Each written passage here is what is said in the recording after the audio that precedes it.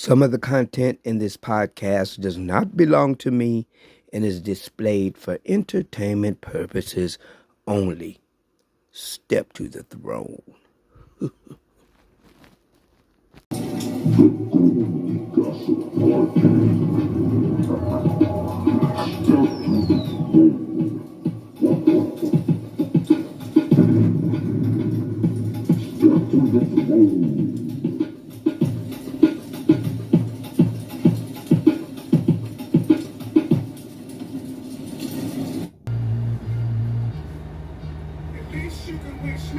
What happened to wishing a nigga luck?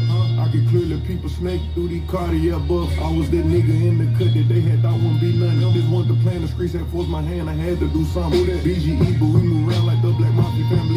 I can't have snitches in my circle, got real murders around me. You can't just keep shit in my trap, break down and break the Chun-Li down. I put my quota in some baggage, get arrested, auntie. You ain't mobile, bring it to your door and serve your life subpoena. How the hell you go from selling dope to selling out of Raymond? You can win, bet it all, roll That's right. nice life again. Close your eyes and blow out a candle. Wish me never move away. Trying to get the pay. I'm in and out of state. At least you can wish me. Too many niggas stay. It's hard to tell a slave. One more flip and I'm straight. At least you can wish me. I don't go hand to hand. It go round after round. It's hard to tell a slave. One more flip and I'm straight. At least you can wish me. The D's ain't that good, these niggas is ready. They tell them what's going on, that's how they know what's happening. I'm riding with the top down, trunk full of Yoda. Get a pharmaceutical, I move that Coca-Cola. 1,000 grams of Purito, I fuck with the weirdos. It's not away the pain, bang the dope in they vein. Shorty crying, Christmas ain't coming up, pops locked up. When it hurts the worst, age find out she knocked up. Welfare ain't an option when the feds come knocking. It's all fucked up, so wish me luck. Wish me never move away. Trying to get the pay. I'm in and out of state. At least you can wish me. Too many niggas stay. It's hard to tell a slave. One more flip and I'm straight. At least you can wish me. I don't go hand to hand. It go round after round. You holler at me, man. At least you can wish me. Too many niggas stay. It's hard to tell a slave. One more flip and I'm straight. At least you can wish me. Nigga started off as a youngster, iron in arms with me. Snoop. Me and my bro, drug lords. Mama, pray for us. Oh Lord, we was raised off the good book. Now we in the kitchen Snoop with the Dogg. cookbook. Strap in my lap, no time for the shook look. Fans trying to build a case.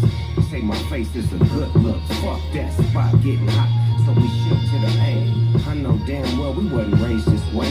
Now we up, down, a pound, up, fuck, stuff, At least you fuck. can wish me never move away. Trying to get the pay. I'm in and out of state. At least you can wish me. Too many niggas stay. It's hard to tell a slave. One more flip and I'm straight. At least you can wish me. I don't go hand to hand. It go round after round. You holler at me, man. At least you can wish me. Too many niggas stay. It's hard to tell a slave. One more flip and I'm straight. At least you can wish me love. At least you can wish me love. Wish me luck, y'all. Yeah, wish me love. Charlie Wilson.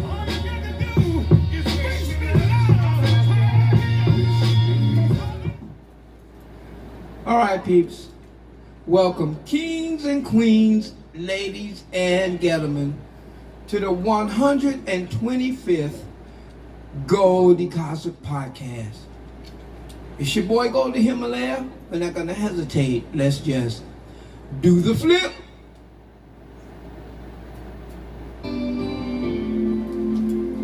And there's the flip. Hey guys, let's get right into some Goldie Gossip obituaries. This time, guys, I want to talk about Brian Wilson, co-founder of the Beach Boys, popular, beach going group in the 70s. I'm pretty sure a lot of you have heard of the Beach Boys. A lot of y'all probably don't care. It was from another era. But nevertheless, I want to show you a farewell clip of Brian Wilson and the Beach Boys, and we'll talk about it on the back end. Kick it.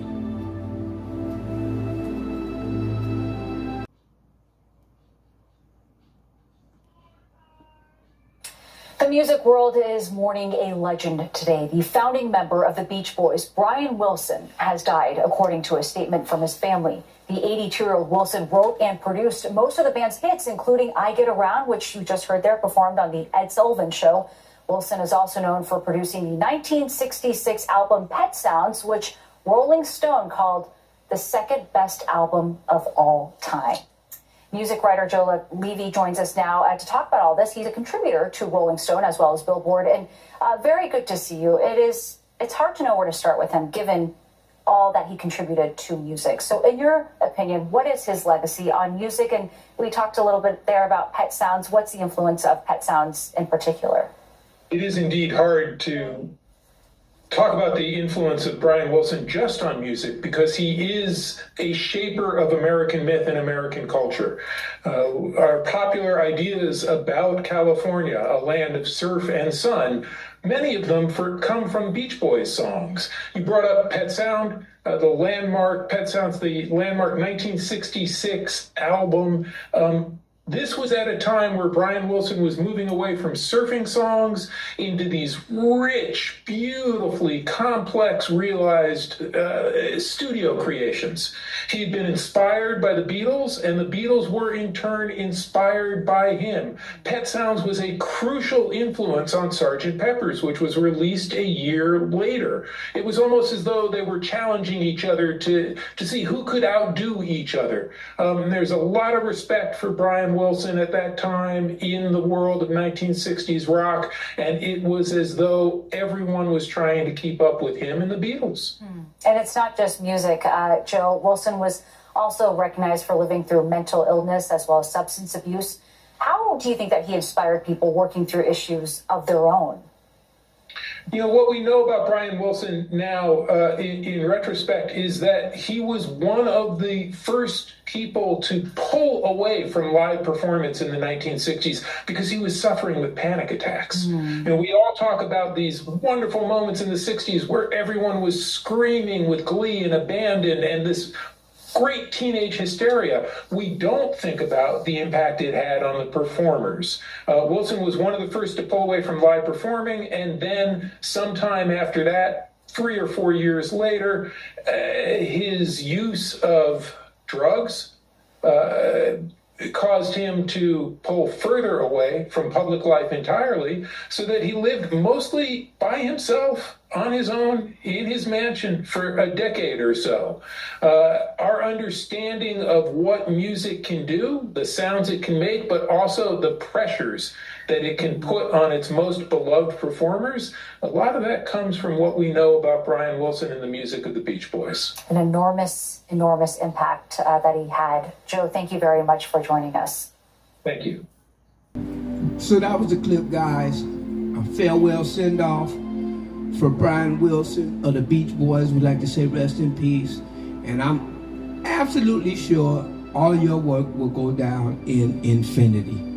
Now, coming up next, let's get into some of Goldie's childhood idols. That's right, my childhood idols. This time I want to do a piece on Sammy Davis Jr., and I'm going to talk about it on the back end. Check out the clip of the farewell footage of Sammy Davis Jr. and Gregory Hines tap dancing together for the very last time. Check it out.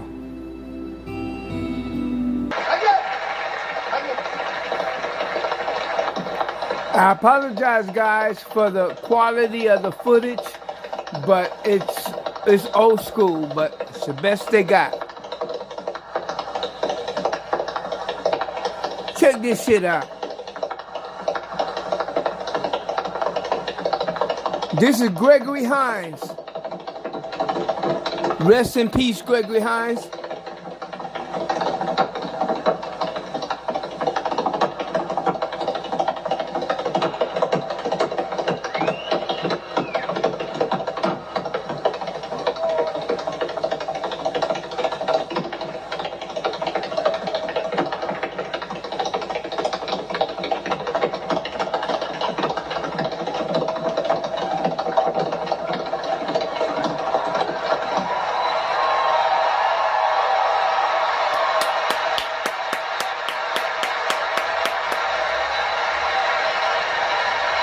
He's hugging Sammy Davis Jr.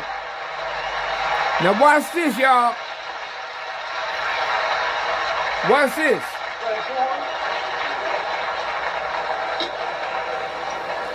He putting on Sammy's shoes. He's putting, here goes Sammy, y'all. This the man that I idol. This is my idol, man, growing up. Check him out.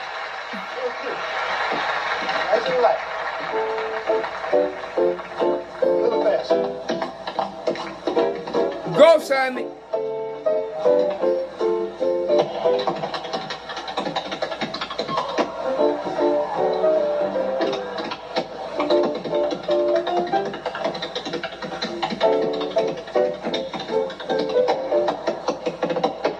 Go, Sammy.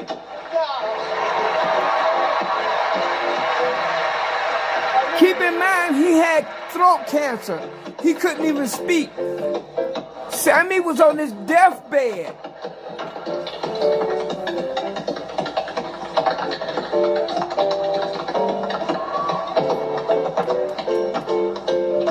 Now stop now.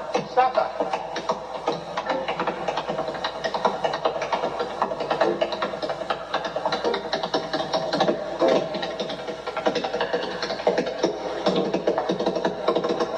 Go, Sammy! Go, Sammy!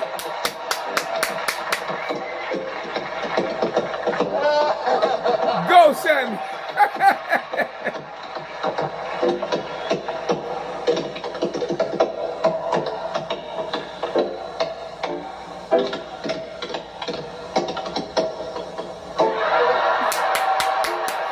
Oh, Sammy!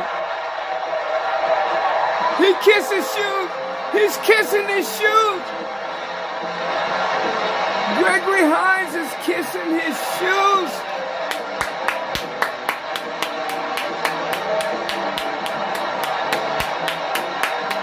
Oh my God. That was incredible. Guys, he died shortly after that. He was the grand marshal for the Hollywood parade. He wasn't able to speak, but shortly after that, I'm not choosing not to participate. I got in. He passed away. Help people get well. So that was a clip, guys, of Sammy Davis Jr. He is an icon. Believe it or not, he was a child actor, just like Michael Jackson. He was famous even as a kid. In vaudeville, he would tap dance and sing and play the piano right on the streets of vaudeville. And he's been in westerns. You should see him with the gunplay. There's a clip on YouTube that you can see Sammy Davis Jr. doing gun tricks because he was in a few westerns, believe it or not. You can Google it. But anyways, I loved Sammy Davis Jr. That was so touching. Listen to me. When Gregory Hines put his shoes on and brought him to the stage like you saw in the clip, and they danced, Sammy Davis Jr. danced like he was 21 years old again. He didn't miss a step. And keep in mind, he had throat cancer. He was dying from throat cancer, and that was his very last performance. And when Gregory Hines, when Gregory Hines dropped to his knees and kissed Sammy Davis Jr.'s shoes, I was crying like a baby. That was so epic. But anyways, the last time I saw Sammy, it was the Hollywood Christmas parade. They made him the grand marshal. He couldn't speak anymore because he had the cancer, and he was the grand marshal of the Hollywood Christmas parade that year. I don't remember what year it was, but anyways, rest in peace, Sammy Davis Jr. You've been an idol of mine my whole life. Now, let's get into another true Detroit story. Guys, I want to tell you about my best Christmas ever. That's right, I will never forget this Christmas. But to set it up, I gotta take you back. I gotta take you way back to the mid-60s. This was long before the riots on 12th Street. Long before that. 12th Street was booming. I'm talking about every business you can think of. Candy stores, cleaners, bars, the Bamboo Bar, the Eagle Bar, all up and down 12th Street. There was even theaters. There was a 12th Street theater back in the day that me and my sister used to go to. But anyways, up above the bars, they had residents, people who lived there. And I want to talk to you guys about the number business. The number business is where it was illegal numbers. And the numbers were determined by the racetrack winners that day. You know, first place, second place, and third place. That determined what numbers came out. So, you know, people in the hood, they were illegally gambling. It's called the numbers. They even had a number book that you could look up. The numbers had different meanings, like it's a dream book. You dream something and then you look at what you dreamed up in the book and it says, you know, 233. And here's the deal, guys. You could play a number straight, for instance, 124. You could play it straight, and if 124 comes out, you get paid. But you could box the number. You don't get as much money if you box the number. But what it is if you bet 124, it could be 214, it could be 421, or it could be 412. Any combination, that's what you call boxing, and you would still win, but not quite as much money. So anyways, my mama always played the number. My mama always played the number. And it was coming. Now, keep in mind, I never had a bad Christmas. Every Christmas I ever had, I managed to get at least one good thing that I wanted. And a whole lot of board games, you know, Monopoly and Operation and stuff like that. And then, you know, you get some socks and some drawers. And we were happy. We always had a good Christmas. But this Christmas, man, 12th Street was booming. And my mother got on the phone, and at first I thought something was wrong because she was panicking.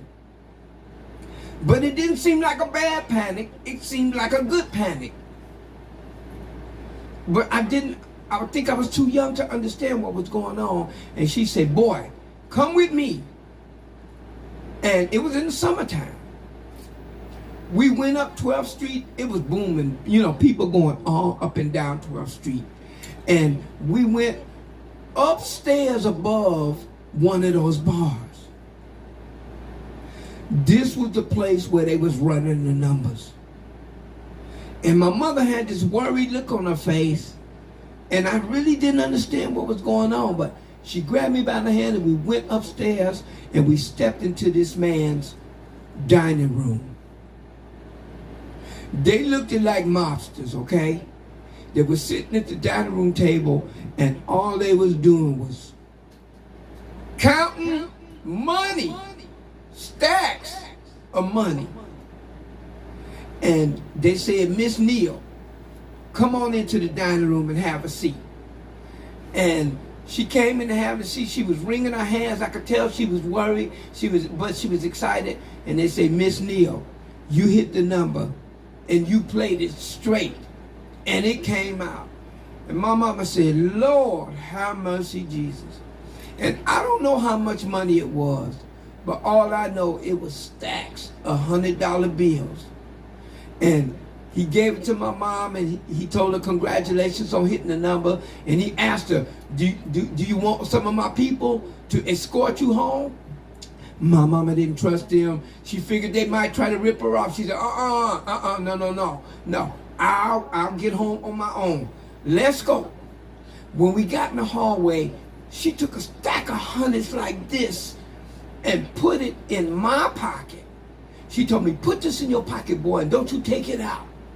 And I had all that money in my pocket, and she grabbed me by the hand, and we was walking fast as hell back to our apartment. We lived on 1910 Delaware and 12th Street, and we lived on the 3rd floor. We got back home, and we were rejoicing. My mama showed me more money than we had ever seen in our life. She said, Lord have mercy, I hit the number. And that year, we got more than everything that we wanted. Bicycles. Back then, Dick Tracy was a big deal. And they had these guns that had the shoulder holster, and you put the caps inside of it, and, bust caps. She bought me that. She bought us everything.